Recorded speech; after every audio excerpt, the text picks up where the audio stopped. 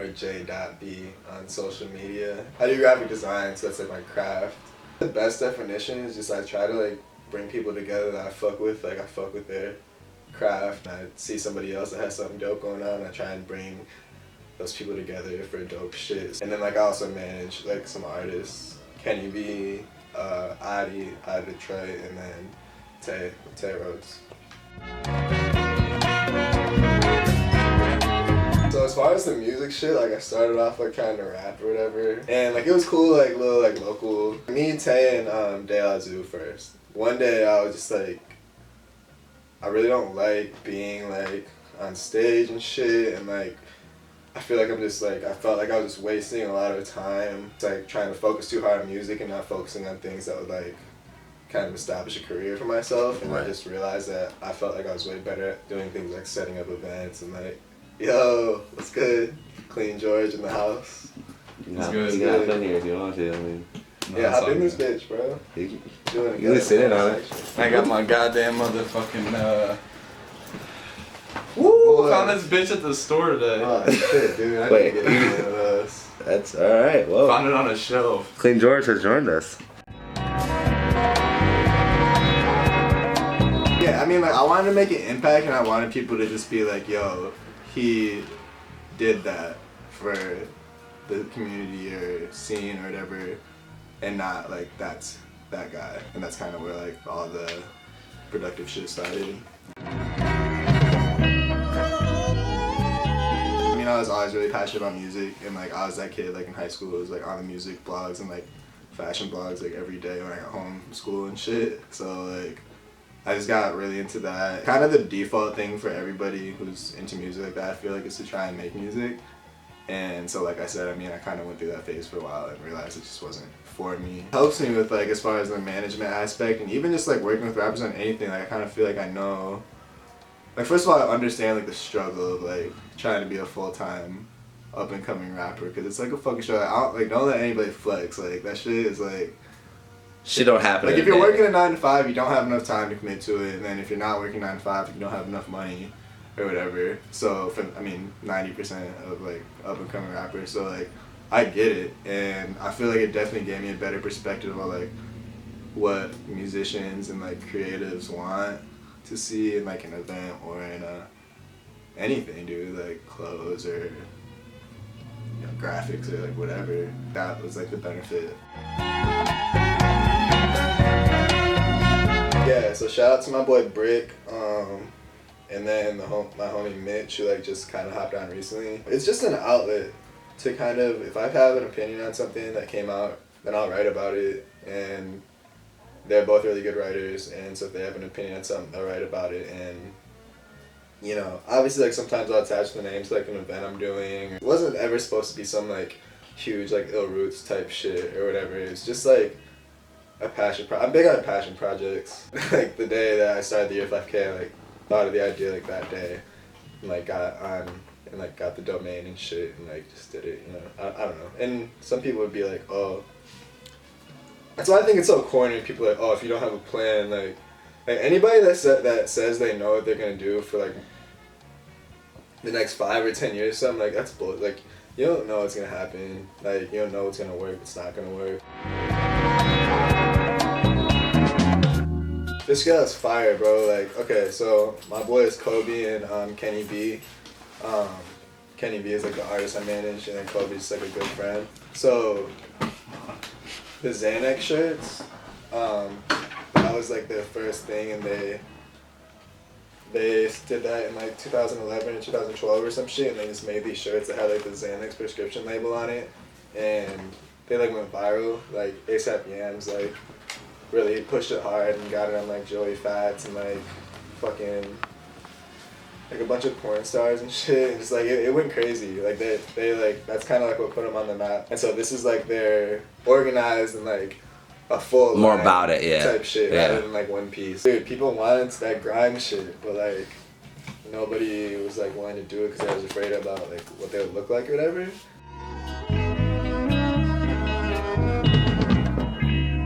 I had like a little clothing brand at the time, and he had like just started clean. It was called High Clarity. And so we started off like talking about shit we could like do together or whatever, and we're both from Kalamazoo, so we just thought it was tight, and I guess what we kind of stumbled upon was doing the events. Yeah. So we just started doing like small events in KZoo, and some of them kind of sucked, and some of them were alright. Just kind of like decided without deciding that we would kind of support each other's shit, right? Right. And like Anna too. Mm. The first ones were like me and George's, pretty much. Travis Chandler from Detroit, De La Zoo, Tay Rhodes, like just guys that we knew at first, and then we made it I think George like took a break from the events after that, because one of them like didn't go that good or something. I was just chilling. And then like I kind of started getting to know more of these Detroit guys like Super Kane and Prada and like Americans.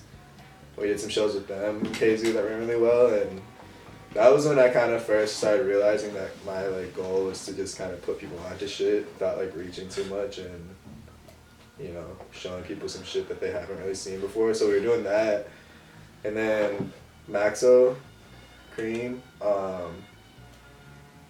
we tried to bring him to Kalamazoo, and I was like so hype on that because like I was like super into Maxo at the time, and I was like, damn, this is gonna be sick. Like nobody's ever brought like a rapper like this. I don't know, maybe like 100 people came or some shit, and like it was just like opened my eyes to the fact that like despite no matter how hard you want to show some people something, there has to be like an element of it that They have to relate to. Relate to too. You can't just force some shit down people's throats, you know. And that was like a really big learning experience for me, and that was probably my last like unsuccessful event.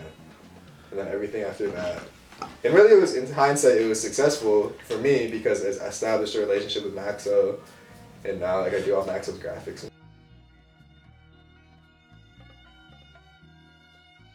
It's like through Maxo again, like his manager and I have like a really good relationship now, and him and Uzi and Maxo did a single together, and I'm making the artwork for it, so it's a really good look for me on the graphic shit. The graphic shit is like what I really like, so I was really hype on that.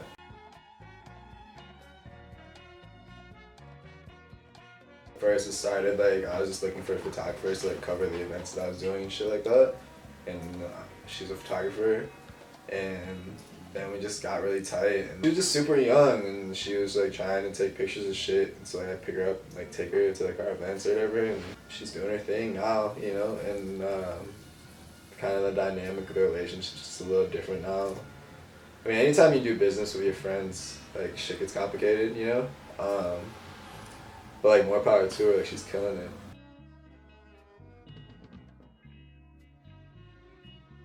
People get really hyped about the South by Southwest stuff because it's like across the country, and like we get a lot of popular rappers together, and it's a good time and shit, and South by Southwest is like a really big festival. Anybody who knows me from here knows that this is always something that I've been into, so I think to see like any type of progression is like cool for you know, maybe people that I don't stay in touch with as much anymore. It's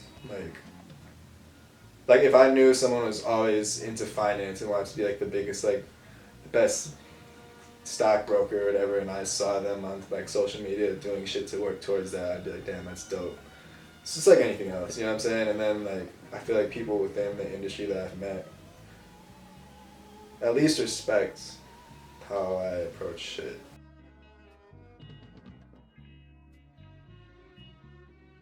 I just feel like seeing different areas other than what you're used to is just really important, just kind of sparking your creativity and keeping you motivated.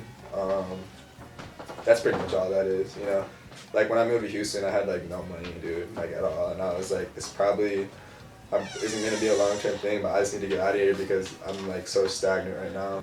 I mean, now I have like a kid or whatever, so it's like a little bit harder to move around, but I mean, that's just so important. Like that'd be like my number one piece of advice to anybody pursuing like a creative field is like to just change the scenery as much as you can.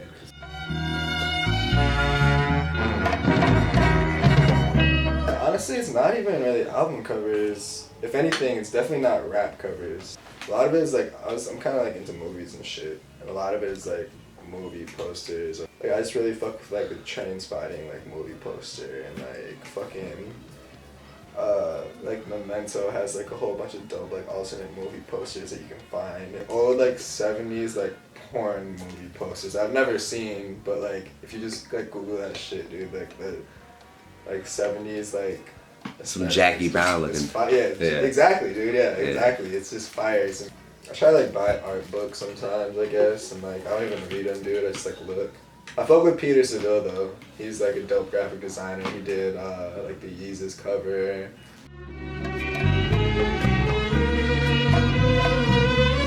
I love it, dude. Like Kalamazoo is definitely on the come up. Like I don't know if it's like the Kalamazoo promise, like funneling money back into the city, or like bringing more people here.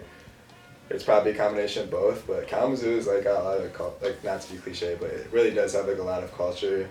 And I'm from here, man, and like I moved out of here because I was like, fuck this place, I've been here forever, but like now that I don't live here anymore, it's like I have such a big appreciation for it. And I'm like 24 now, so it's like I kind of feel like I'm like too old to like be doing like the house party thing and shit, but like I just, if I do go to one, it's just for something totally different. Yeah, support like a homie or some shit, and it's just dope, dude. Like, it's just fire. Like, I feel like for all the thought and stress that I put into like big events or whatever, like,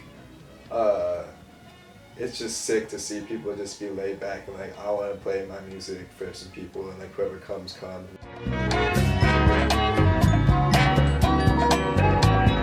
So, me and my boy Emery, who's like a sick photographer and he's like really good freehand artist as well.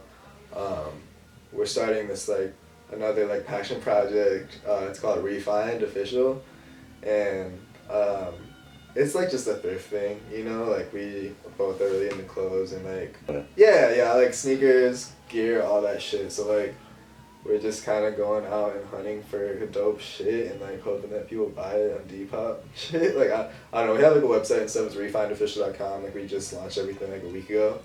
So that's coming up, and then I have some pretty big graphics jobs in the works that I don't want to kind of really say what they are right now, but they're definitely big.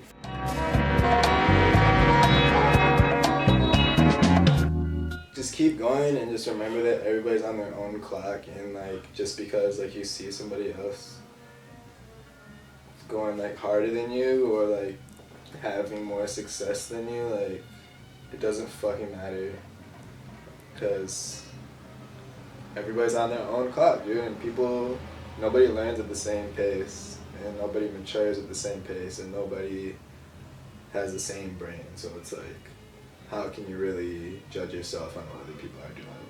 Yeah, I mean, it sounds so cliche, but it's so true, dude. I'm on all social media at JAYDOTB, JAYDOTB, and then I just recently, and then my new project, Refined Official, that's REFIND Official, or refinedofficial.com, and then I just started like a page just for my art stuff, which is art by J.B. So I'm really pushing that hard right now. Okay, shout out to Clean, Skateco, for sure. Shout out to FishScale. Follow my artists at Kenny B Sold Out, at The Oddie Man, at Tate Rhodes. Shout out to you, dude. Like the shit, Ghettos Convos. Follow those people. Yeah.